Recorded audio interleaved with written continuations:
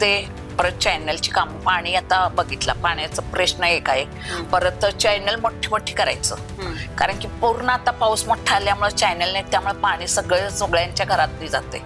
ते एक चॅनल करून घ्यायचा. बबनराव कोराणे हे माझे नगरसेवक होते.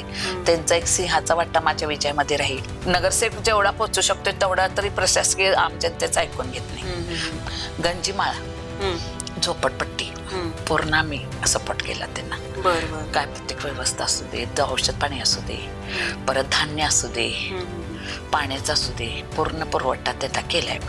जनतेला तर मी ह्याचे हेच सांगणार आहे की त्यांनी मला जास्तीत जास्त मतांना निवडून देऊन माझा विजय करावा आणि त्यांच्या कामाबद्दल मी कायम सक्रिय राहीन.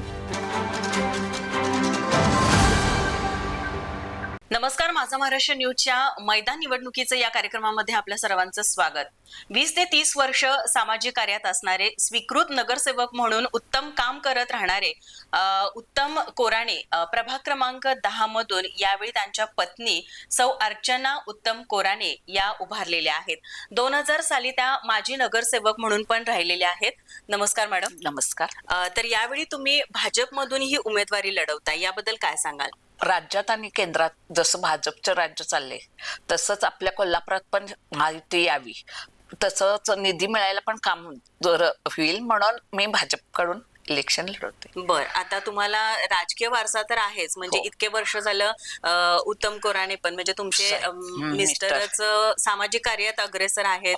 अगदी स्वीकृत नगरसेवक म्हणजे माजी नगरसेवक म्हणून त्यांनी भागामध्ये खूप चांगल्या प्रकारे काम केलेलं आहे. मग आता लोकांचा तुम्हाला कसा प्रतिसाद मिळतो? भरपूर. लाडक्या बहिणीमुळे तर भरपूरच मिळालाय. तसेच आमचं समाजकार्य उलट लाडक्या बहिणीचा तर फारच आम्हाला फायदा होणार आहे. त्यामुळं काय प्रश्नच नाही. बरं, त्यासाठी तुम्ही काय केला होता? म्हणजे लाडक्या बहिणींची जी तुम्ही आता म्हणताय ना, यासाठी असे विशेष काय प्रयत्न तुमच्याकडून झालेत? माझ्याकडनं म्हणजे असं नाही, आमचे साहेब कसे सक्रिय आहेत कामासाठी. आता 2000 साली तर तुम्ही एक माजी नगरसेविका म्हणून राहिलेला आहे. त्यावेळेला तुम्ही काय भागामध्ये काम केलं किंवा ती कामं आता तुम्हाला त्यामध्ये काय जाणवतंय? फरक काय जाणवतोय तेव्हा आणि आता साहेबांनी म्हणणार साहेबांच्या भागात ह्याच्यात निधीतून फंड आणले. तसंच राजेश क्षीरसागर, परत आम्ही आधी राष्ट्रवादीकडे होतो तेव्हा मस्टर साहेबांच्या फंडातून ही निधी मिळालाय. रस्ते, चॅनल, परत स्ट्रीट लाईटचं मोठे जे भाग होते ते पूर्ण करायचं काम. वाशी नाका ते मार्गाई कल्ली तिथपर्यंत रस्ता करायचं काम होतं. परत अवचित पीर ते आपल्या खरी कॉर्नर हा रस्ता पकडला. आता आचारसंहितामुळे थोड्या भाग राहिलाय, त्यात निधीमुळे ते एक फायदा आम्हाला मिळणार आहे. बरं, आता भागामध्ये म्हणजे निवडणूक ठरल्यापासून तर तुम्ही भागामध्ये लोकांच्या गाठीभेटी घेण्यासाठी किंवा प्रचारासाठी तर उतरलाच असाल. मग यावेळेला लोकांशी संपर्क साधल्यानंतर तुम्हाला लोकांमधून काय समस्या अजून पण येतात का? येतात. पाण्याचा प्रश्न असेल किंवा रस्ते असतील, परत चॅनलचं काम असेल, सरनेकालनी चॅनलचे काम होतं ते आम्ही गेल्या निधीतून पूर्ण केले. आता कसे सुलभ शौचालय लेडीजचा भाग असल्यामुळे बाकी पण सगळीकडं लेडीज साठी टॉयलेट बाथरूमची व्यवस्था करायचा साठी म्हणजे मी पहिल्यांदा सक्रिय राहील. लेडीजांचा तो प्रॉब्लेम असतोय सगळीकडे आल्यावर आणि ते आपल्याकडे सुलभ शौचालयाचे जास्त करून हे नाहीये, त्यामुळे मी त्याच्यासाठी एक सक्रिय राहील.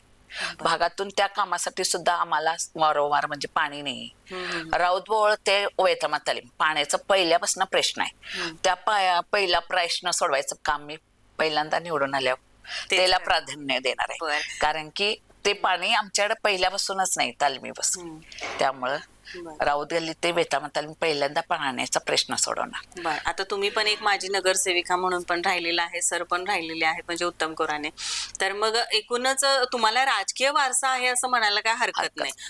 आता तुम्ही पण एक माजी नगरसेविका म्हणून राहिलेला आणि सर पण एक माजी नगरसेवक म्हणून राहिलेले आहेत, म्हणजे एकूणच तुम्हाला हा राजकीय वारसा मिळालेला आहे. मग यापुढचं तुमचं भागातलं किंवा प्रभागातलं विजन काय असणार आहे आणि विकासाची धोरणं काय असणार? ते परत चॅनलची काम पाणी आता बघितलं पाण्याचा प्रश्न एक आहे.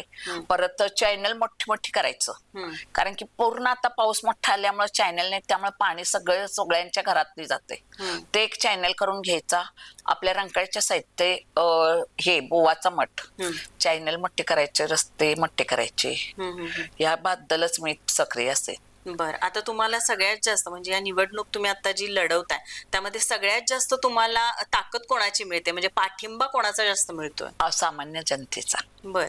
सामान्य जनतेचा असं म्हणजे पूर्ण आमच्याकडे ओढ आहे. त्यातनं सामान्य जनतेलाच, आणि माझा विजय झाला तर तो सामान्य जनतेचाच असेल. बर. कारण की त्यांनीच आम्हाला एवढं हा. म्हणजे हे दिले सपोर्ट हा. की तो आम जनतेचाच असणार. हम्म. तरी पण जनता कशी आपल्या संगत सक्रिय असते. कारण आम जनता जेव्हा आपल्यासाठी रस्त्यावर उतरते, आपल्यासाठी सगळीकडे प्रभागात येते प्रचार करायला, तेव्हा त्यांनाच जास्त हे करायला पाहिजे ना. घर साहेबांचा परत बबनराव कोराणे हे माजी नगरसेवक होते, त्यांचा एक सिंहाचा वाटा माझ्या विजयामध्ये राहील. तर तुम्ही निवडणुकीला उभारलाय म्हणजे खूप वर्ष झाली, आता यामध्ये गॅप पडला म्हणजे 2000 सालांनी आता 2025, मग आता 2026 म्हणजे आता झाली की आता आपल्या या निवडणुका चालूच आहेत, म्हणजे मागच्या वर्षीपासून आधी नाही 2019ला जेव्हा 56 भाग आलता माझ्याकडे, तेव्हा पण वेताळ तालमीला महिला विभाग पडलेला, तेव्हा माझं निम्मा भाग कव्हर झालेला, महिलाच पडलेला ओपन. तेव्हा तोपर्यंत कोरोनाचा काळ आल्यामुळे तेव्हा पण थांबलेले. 5-6 वर्षात प्रशासकीयच आहे. बरोबर आहे. नगरसेवक हेच नाहीच. आम जनता सांगणार तर कुणाला? नगरसेवक जेवढा पोहोचू शकतो तेवढा तरी प्रशासकीय आम जनतेचं ऐकून घेत नाही. नगरसेवकासारखं साधे काम, कचरा उठाव, गटरी साफसफाई, लोड झाड, हे सगळं नगरसेवकापर्यंतच पोहोचतं, आणि नगरसेवकच आयुक्तापर्यंत ते म्हणजे कामाचं सगळं पुरवू शकतोय.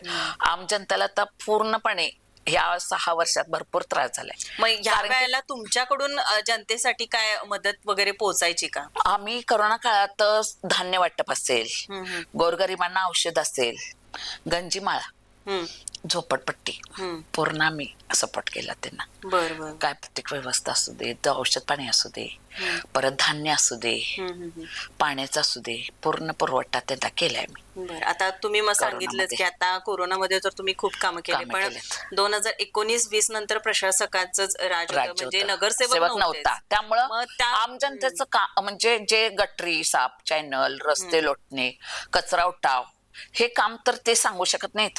त्यामुळे तिकडं दुर्लक्षच झालं. मग ते दुर्लक्ष नगरसेवकासाठी जनता येत होती का? येत होती नक्की.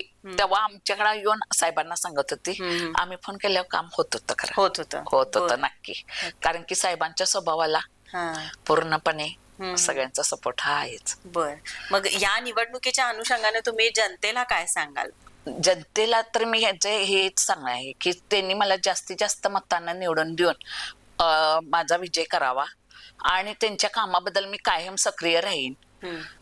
भागातले काही पण असू दे, रस्ते, चॅनल, परत कचरा उठाव, परत सुलभ शौचालय, म्हणजे बाकीची सुद्धा काही कामे असेल तर त्यांनी मला पूर्णपणे येऊन माझ्यापर्यंत पोच केली की मी त्यांच्या कामाला प्रथम प्राधान्य देऊन हा माझा विजय नसून तर खास म्हणजे जनतेचाच विजय असणार आहे.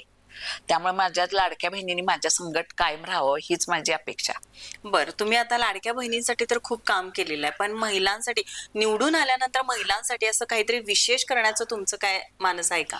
ज्या महिलांना रोजगार नाहीत, ज्या महिलांना काम करायची इच्छा आहे खरं काम करण्यासाठी काही मिळत नाही, त्या महिलांसाठी मी त्यांना रोजगार देण्याचं काम मी नक्की करेन. बर, तर आज आपल्या बरोबर होत्या अर्चना उत्तम कोराणे. त्या माजी नगरसेविका तर राहिलेल्याच आहेत, पण माजी नगरसेवका या 2000 मध्ये त्या होत्या. तसंच त्यांच्या घराण्याला राजकीय वारसा म्हणजे उत्तम कोराणे हे माजी नगरसेवक राहिलेले आहेत, स्वीकृत नगरसेवक, आणि एकूणच त्यांनी प्रभागाबद्दलचं आपलं मत काय आहे आणि निवडून आल्यानंतर प्रभागासाठी त्या काय करणार आहेत याबद्दलही त्यांनी आज आपल्याला इथं सांगितलेलं आहे. तर मॅडम, तुमच्या पुढील वाटचालीस माझा महाराष्ट्र न्यूज तर्फे खूप साऱ्या शुभेच्छा. थँक्यू.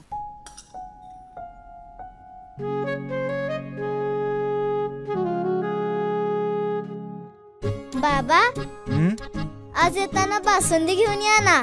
अगं, कालच आपण आईचा वाढदिवस होता म्हणून आणली होती ना. ऐकलं, गोकुळची बासुंदी पुन्हा खावीशी वाटतेय.